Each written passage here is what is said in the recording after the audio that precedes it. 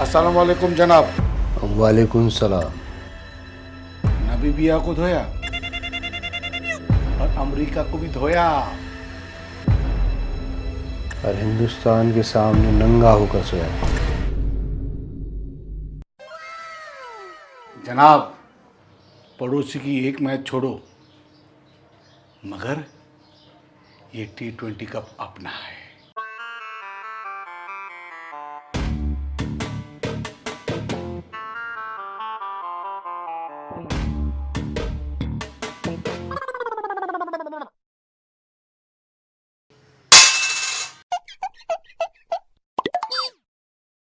एक कटोरे में सिक्का पड़ने के बाद जो खुशी तुम्हारे मुंह पर आई है वो लाजमी है, क्योंकि हमारी आदत और औकात इसमें समाई हुई है।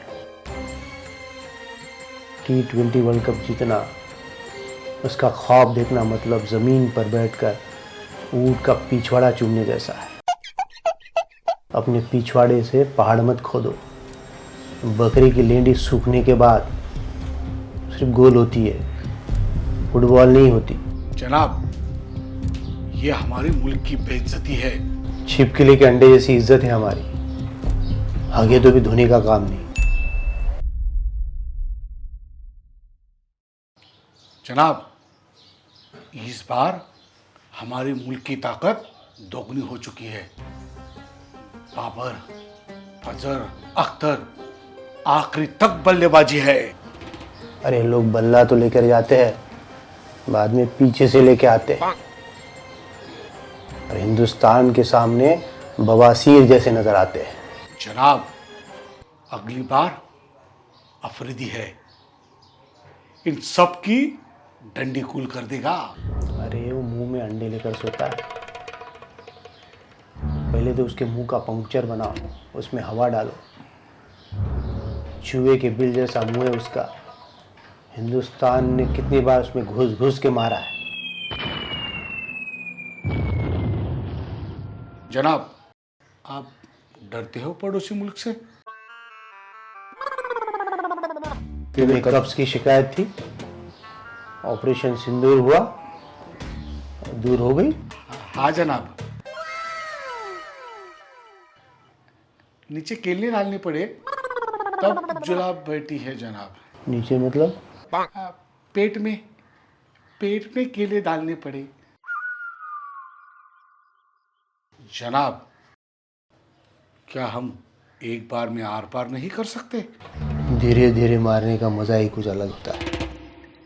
धीरे धीरे से मेरी जिंदगी में आना है पड़ोसी, हमारी कितनी ठोक के जाना, ये हमेशा का है तुम्हारा आना जाना। अब कितनी बार तुमको हमारी है सुजाना। जनाब, आप यकीन करो, इस बार हम जीतने वाले हैं। समझ में नहीं आता, छाटा और 52 पत्ते बांटा। अबे मुर्गी कितना भी फाड़ ले फिर अंडा ही दे सकती। हम शेर है जनाब, हमारी औकात पे आ गए ना तो पड़ोसी मुल्क पल भर में ढेर हो जाएगा।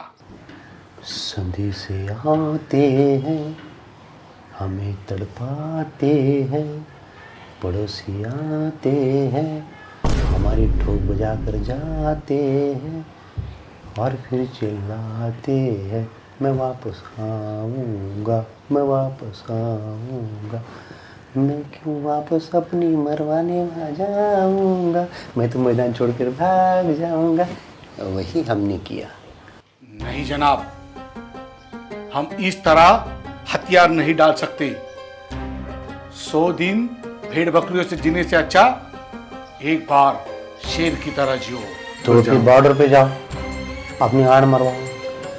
अबे लो, पड़ोसी मुल्क हिंदुस्तान है, शेर के जबड़े में हाथ डालकर उसके दांत गिनता है। तुम्हारा पैजामा खोलने में उसको कितना टाइम लगने वाला है? जनाब, आपको हमें हौसला देना चाहिए। आप तो डरा रहे हो। ये सच्चाई बयां कर, जब पता है मिर्ची को हाथ लगेगा तो जलन होगी, तो क्यों मिर्ची में हाथ डाल के पिछवाड़े पे रख लेते हो? बार हम और ताकत से लड़ेंगे जनाब। अबे 47 से लेकर अभी तक बहुत बार हमारा कार्ड स्वैप हुआ है। ऑपरेशन सिंदूर हुआ, सिंदूर मांग में भरते ये दूसरी जगह भर के चले गए। हमारे लोगों ने रास्ते पे उतरकर जीत का जश्न मनाया है जनाब। अब एक बार सुहागरात हो गई सो हो गई, नंगे हो गए, बाद में कितने भी कपड़े पहने सच्चाई को थोड़ी बदल सकते हैं। लेकिन जनाब बूम बूम भाई बहुत बड़ी बातें कर रहे थे और यकीन दिला रहे थे। अभी वो छुट्टी की पैदाइश है, वो आज खेलेगा कल खेलेगा इस उम्मीद में पूरी कौम के बाल सफ़ेद से पीले हो गए। वो कभी नहीं खेला, वो कौवे की पोट्टी की तरह है, हग दिया और निकल गया। आप अभी क्यों अपने लोगों के कपड़े उतार रहे हो? खुद के खुद उतार ले तो ठीक रहता है, अच्छा लगता है। हम एशिया कप हारे मगर ट्रॉफी हम हमारे देश में लेके आ गए। इस बात से ये तय होता है कि जीत तो हमारी हुई है, जीत हमारी हुई है। अबे पड़ोसी अच्छा है इसलिए उसको अब्बू बना लेना अच्छी बात नहीं है। मर्द की अंडरवेयर पहनने से आदमी मर्द नहीं बनता, उसके लिए गुर्दे में दम होना चाहिए। पड़ोसी के घर में झांकना बंद करो, अपने घर में झांको। मजाक किया था जनाब। तुम्हारे अम्मू अब्बी ने भी मजाक किया था, इसलिए तुम आ गए बिना वर्ल्ड कप लिए। थोड़ा ख्वाब देखने में, उम्मीद करने में क्या अर्ज है जनाब?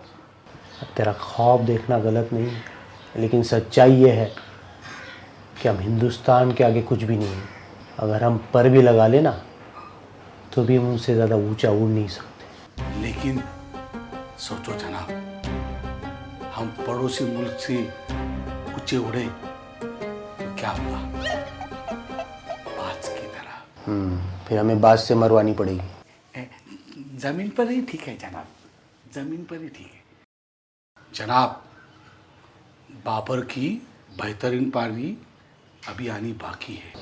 ये बाबर तो हमारे मुल्क की सबसे बड़ी ब्रांड है। उसकी इज्जत इतनी बार लूटी है कि हिंदी फिल्मों में मिथुन दा की बहन की भी इज्जत इतनी बार नहीं लूटी होगी, उससे ज़्यादा इज्जत इसकी लूटी है। हम उनकी हस्ती मिटा देंगे। मेंढक का औजार लेकर हाथी पर नहीं चढ़ा करते। उनकी हस्ती मिटाने के चक्कर में हम कितने बार पीट गए, घुटनों के बल थे ज़मीन पर लेट गए। पीटते पीटते जज्बातों के साथ साथ हमारे पैजामे भी फट गए। आपकी बातें सुनकर घबराहट हो रही है जनाब। पड़ोसी दिखाई दिए तो भी खौफ नज़र आता है, हवा का झोंका भी आए तो भी खौफ नज़र आता है। हाँ। हमारी गांड जलाई गई है, चिराग भी जले तो खौफ नज़र आता है। हम मैच नहीं खेल रहे थे ना तो पड़ोसी मुल्क को 2000 करोड़ का नुकसान हो रहा था, डर गए थे हमसे। पिछले हफ्ते तुम्हारे बालों में जुएं पड़ी थी, निकाल ली? हाँ जनाब, अब्दुल के भी सिर में जुएं पड़ी थी, दोनों ने एक दूसरे की निकाल ली।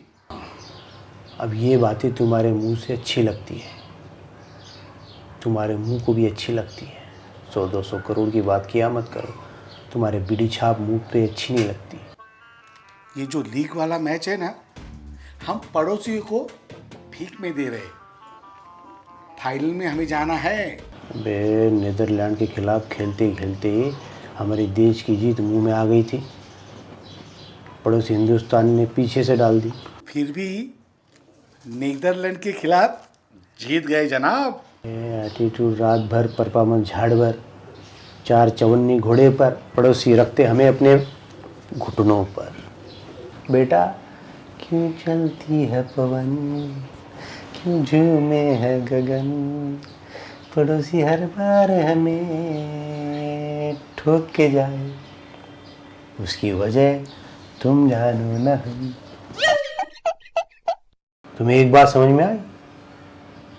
पहले ऑपरेशन सिंदूर, फिर ऑपरेशन तिलक और बाद में होगा अभिषेक। जनाब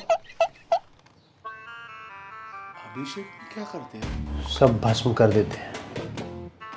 पूरे बदन को? नहीं, सिर्फ गांड के बाल जलाते हैं। जनाब अब उतर। अभी भी तुम्हारी ख्वाहिश है? कबूतर पकड़ने की? नहीं जनाब, उस दिन समझ नहीं पाए, जल्दी जल्दी में उसे झोले में डाल लिया और उस अब्दुल ने उसकी गर्दन मरोड़ दी।